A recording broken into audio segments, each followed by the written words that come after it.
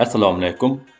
Anglayotganinglar Qashqar Uyg'ur nashriyoti 2003-yili 11-oyda birinchi qatim nashr qilgan tarixiy roman Qonliq edir. Avtori Muhammad Osman.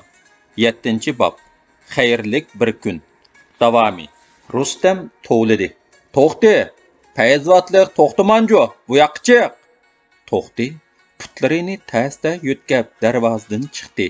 Tuqqanlari bilan ko'rishishga taqozo bo'lib turishgan oila tabobatlar to'xtining zaif holiga ichinib qattiq o'ksinishdi. Bir dardi ming bo'ldi. Isit deydi ular. Bizning tuqqanlarimizning ahvoli qandoq bo'lib ketgandi? Qo'yib berilganlarning holi bundoq bo'lgan yerda ularning holi buningdan mo battar ekanligiga gap ketmaydi. Chiroylardan yuraklarning sakpara bo'layotganligi bilinib turadi. Qani Savor, bu tuqqaningni ilib ketsang bo'ldi. Rustam azaldan tanishmaydigandek qo'pol talaffuzda aytdi. Savor itilib kelib to'xtini quchoqladi. Mungluq ko'zlardan to'kilgan unchdak yoshlar hammaylarning ko'nglini yerim qildi. Bag'ri yumshoq ayollar o'z tuqqanlarini o'ylaganidanmi yoki bu quchoqlashishdan hayajonlanganligidanmi aytavur romanlarning uchi bilan yoshlarni surtishdi. To'xti bo'lsa bu noma'lum yigitni tonimaydi. Shunga angvaqib turibla qoldi. Savur "Mangayli" deb To'xtining bilikini tutdi. To'xti noiti ojizlab ketgan edi. Uning ustiga quyosh nuri kuchlik yo'riqlikqa texi moslashmagan nursiz ko'zlarini ochirmayotdi. Savur amanib yetilgandek yetilab mandi. O'z ishi bilan bo'layotgan Rustam ikkisini uzitib qo'yishni unutib qoldi. O'g'li Abdurahmonning ko'nglikini amdila yamab bo'lgan Zaynabxon ona uningga kiydirib yo'lga salmoqchi bo'lib turganda Savur To'xtini boshlab kirib keldi. Aka-uka ikkisi hammonlik qilayotgachqa kiyimlarining dolisi yirtilib ketadi. Zaynabxon ona chochlari o'sgan, chiroyida qon didori qolmagan, ko'zlarining iqi yo'g'inab, soyida o'sgan maysidek ojizlab ketgan To'xtini ko'rib, dangqitib bir hazo turdi. Zaynabxon umrida olib bundaq echinishlik odamni tunji uchirtishi edi. U o'zini o'nglab illiq salomlashgandan keyin mehmonni ko'rpaga boshlab dasturxon soldi. Non, gizak, choy keltirdi. Andin choy ichib o'ltirib so'rdi. "O'g'lim, o'zingiz?" Zaynabxon gapning oxirini tushirib bo'lgacha Savur javob berdi. "Ana, bu hiliq yigit shu. Voy, aqlim nega ketgandi? Bugun qo'yib berdiganini esimdan chiqarib, yana so'rab yurganimni ko'rmamdigan." Ana peshonasiga birni urdi. "Muborak bo'lsin, o'g'lim. Xudoyim balo qazodan omon saqlabdi." Choydan keyin ular o'ylaga chiqishdi. To'xti 8 oydan buyon qorong'u zindonda yetib, ko'k osmonni, yo'ruq olamni, rangarang gul chechaklar bilan bezalgan go'zal dunyoni qavat sig'ingan edi. Yo'ruq dunyoning xo'jisi bo'lgan odamlarla emas, balki butkul jon-jonivorlardan tortib har bir tupgiya, dal-daraxt, o'simliklargacha hammasi ko'zga shundoq suyimlik ko'rindi. O'zining hozir erkin dunyoda qadam tashlab mengayotganligiga ishongusi kelmaydi. Cheksiz osmon qubbasiga, quyoshga, olamning yiroq-yiroq chatlariga qonmasdan qaraydi. Shu chaqda birdilla uning esiga tug'ilgan yurti, tonish bilishlari kelib, ko'ngil ikronidan g'ilpal o'tishga boshladi. Erkinlik, erkinlik, sen nima degan qadrlik? Bilamsan, mana men bugun erkin, boshqalardek erkin qadam tashlab, ko'chalarda, yo'llarda, hamma joyda ixtiyoriy ma'alayman. Kishilar bilan so'zlashalayman. Arzu-armonlarimni, fikrlarimni deyalayman. O'z yurtimni, kichik oxunkamni topaman. Zindonda azoblangan mahkum chog'larimni, turmudoshlarni zinhor unuta olmayman. Kichik oxunkam degandek intiqom olaman. Jazman intiqom olaman. Dangza, zindon deganlarni ko'ydirib, ashu uzun chashliq amaldor yaloqchilardan hisob olaman. U shirin xiyollar qaynimida uzayotganda talodin yuzi yipiqliq bir qiz kirib keldi va Romilni qayirib o'tib, "Assalom" deb egilib salom berginicha kelib Zeynep xanның мәңізіге мәңізini yıqib көрішті.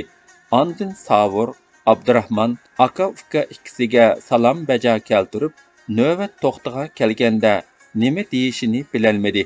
Agar shu topda ig'iz ochadiganlar bo'lsa, ho'ngrab yig'lab ketishi turganlar gap edi.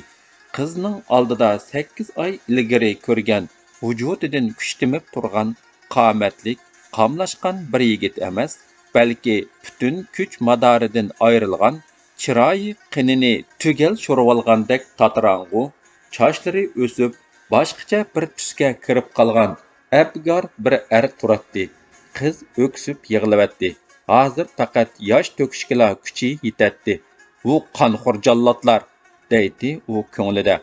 Mansabdorlarga, aksiyatchi hukumatga qattiq o'chmanligi tutib, shu topda uning beg mansabdorlarini, hatto otasini qo'shib ko'ydirib atkisi keladi.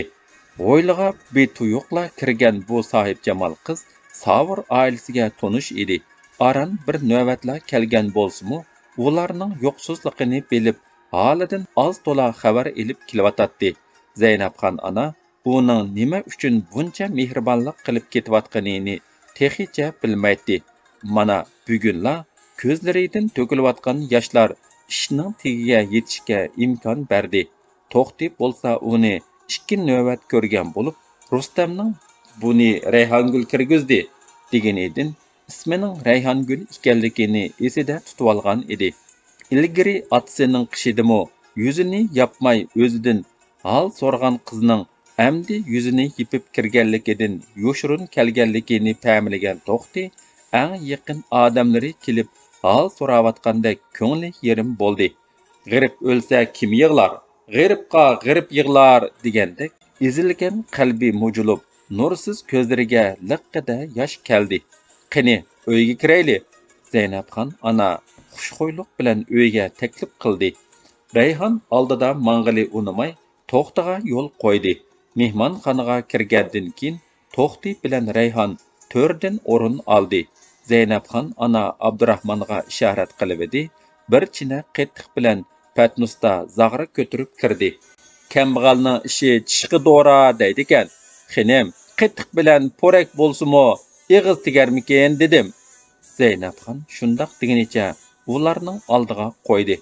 Iling To'xtika, bir dasturxonda yana kelib bir china qettiq bilan bir nonga tang ig'iz tekkizishimiz toza ko'nglimdagidek ish bo'ldigan bo'ldi.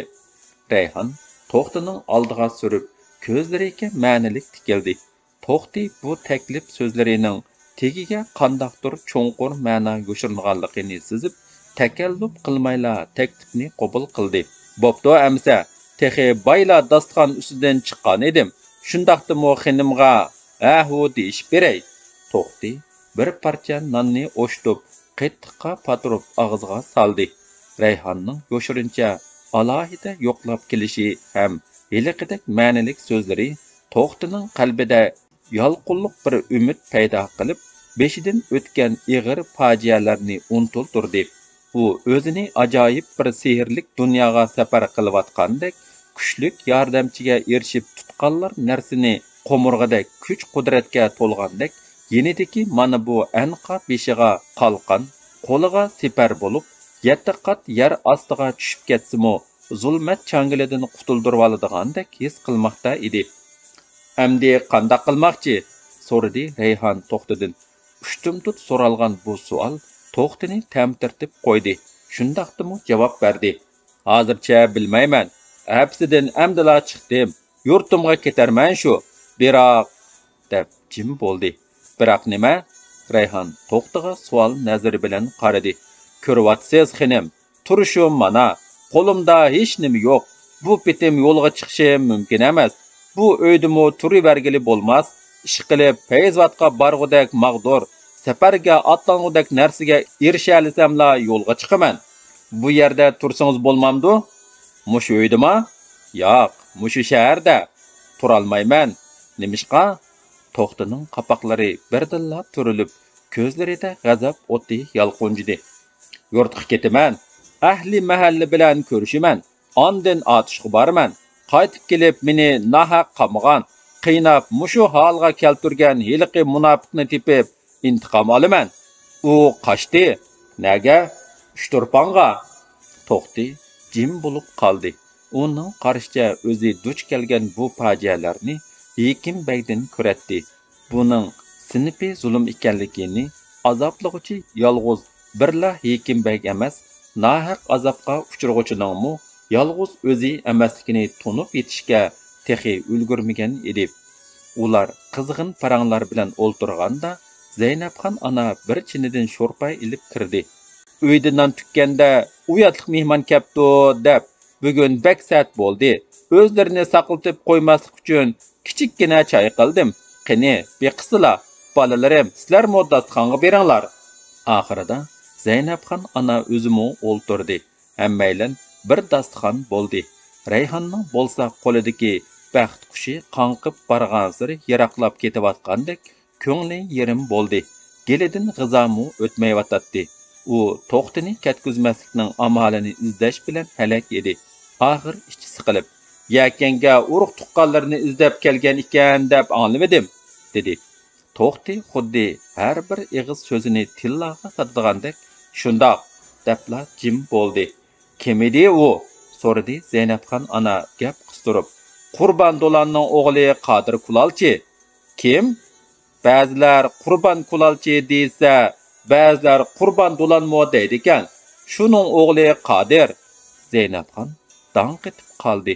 Shu topda u yiroq safarga ketgan bir farzandi yoki bolalarining otasi Qodir Do'lan qaytib kelib, bir oila kishilarini hamdastxon bo'layotgandek hayajonlanmoqda edi.